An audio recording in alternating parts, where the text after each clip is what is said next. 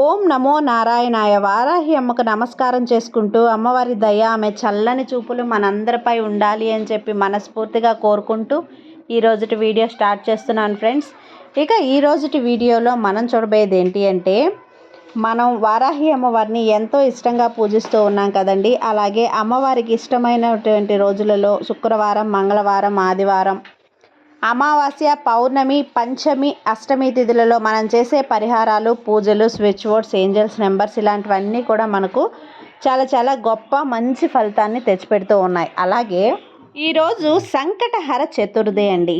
మనకు విఘ్నాలు తొలగించేటువంటి వినాయకుడికి ఎంతో ప్రీతికరమైనటువంటి ఈరోజు సంకటహర చతుర్థి. ఈ సంకటహర చతుర్థి రోజు మన లైఫ్లో ఏదైనా సరే విఘ్నాలన్నీ కూడా తొలగిపోయి అన్ని శుభాలే రావాలి. ఇక నుంచైనా మనకు అన్నీ కూడా మంచిగా విజయాలే కలగాలి. మనకి ఏ అప్పులున్నా తీరిపోయి, ఎలాంటి బంగారం మనం ఒక తాకట్లో అనేది బంగారం పెట్టుకో ఉంటాము, కానీ ఆ బంగారం అనేది మన చేతిలో డబ్బులు ఉండి కూడా ఎన్నో ఆటంకాలు అనేది మనకు రావటం వల్ల ఆ బంగారం అనేది మనం విడిపించుకోలేకపోతున్నాము.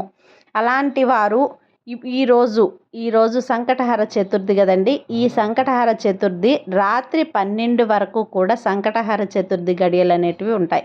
కాబట్టి ఇప్పటి నుంచి రాత్రి 12 గంటల లోపల ఇప్పుడు చెప్పబోయే ఈ చిన్న పరిహారం అనేది చేసి, ఇప్పుడు చెప్పబోయే మంత్రాన్ని కనుక మీరు ఒక 5 సార్లు కానీ మీరు చెప్పుకున్నట్లయితే తప్పకుండా మీ బంగారం మీరు విడిపించుకునేటువంటి అవకాశం అనేది మీకు దొరుకుతుంది. మీ చేతిలో ఉన్న డబ్బులు అయిపోయి ఉన్నా కూడా మీకు ఇకన అది బంగారం అనేది విడిపించుకోవడానికి డబ్బులు మీకు సమకూరటం, ఆ యోగం అనేది మీకు కలగటం, బంగారం అనేది మీరు తాకట్లోంచి విడిపించుకోవటం అనేది జరుగుతుంది.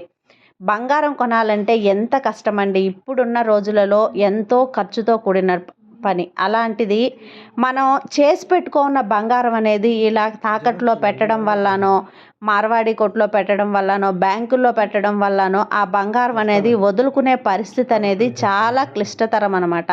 అలా వదులుకున్న బంగారాన్ని మళ్ళీ మనం సంపాదించుకోవాలంటే చాలా ఖర్చు అవుతుంది, చాలా సమయం కూడా పడుతుంది.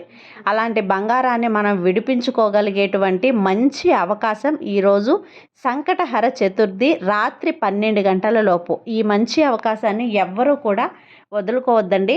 ఆ పరిహారం ఎలా చేయాలి, ఏం చేయాలి అంటే, ఒక రెడ్ కలర్ క్లాత్ అనేది తీసుకొని ఆ క్లాత్ పైన 3 గడ్డి పరకలండి, 3 గడ్డి పరకలు అనేది తీసుకోవాలి.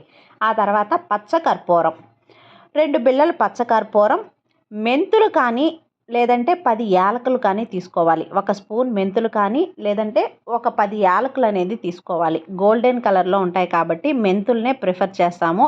లక్ష్మీ కారకం కాబట్టి యాలకులైనా పెట్టుకోవచ్చు, మీ ఇంట్లో ఏది ఉంటే అది.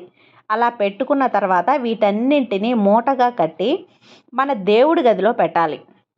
దేవుడి గదిలో వినాయకుడి విగ్రహం ఉన్న, ఫోటో ఉన్న, వినాయకుడి విగ్రహం ముందు కానీ ఫోటో ముందు కానీ అవి మూటగా కట్టి అలా ఉంచేయాలి. రాత్రంతా కూడా అలానే ఉంచేయాలి. ఇలా వీటిలో ఇవి వేసి మూట కట్టేటప్పుడు ఇప్పుడు చెప్పబోయే మంత్రాన్ని మనం ఒక 5 సార్లు అనేది చెప్పుకోవాలి ఫ్రెండ్స్. ఆ మంత్రం ఏంటి అంటే, స్వర్ణ గణపతి వస్య వస్య స్వాహ, స్వర్ణ గణపతి వస్య వస్య స్వాహ, స్వర్ణ గణపతి వస్య వస్య స్వాహ అనే ఈ ఒక మంత్రాన్ని ఒక 5 సార్లు అనేది చెప్పుకోండి. ఇలా చేసి చూడండి. ఈరోజు రాత్రి మీకు త్వరలోనే మీ బంగారం విడిపించుకునే అంత అమౌంట్ అనేది మీ చేతికి చేరే అవకాశం అనేది మీకు దొరుకుతుంది.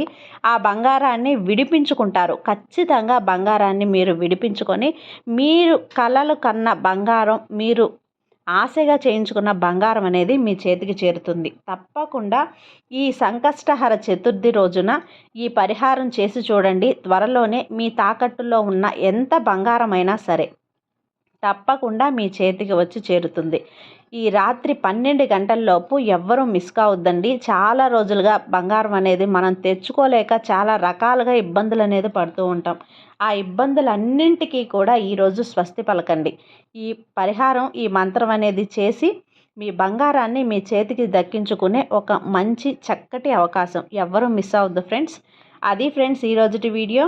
ఈ వీడియో మీకు నచ్చినట్లయితే లైక్ చేసి సబ్స్క్రైబ్ చేయండి. అలాగే మరో మంచి వీడియోతో మళ్ళీ కలుద్దాం. జై వారాహి మాత.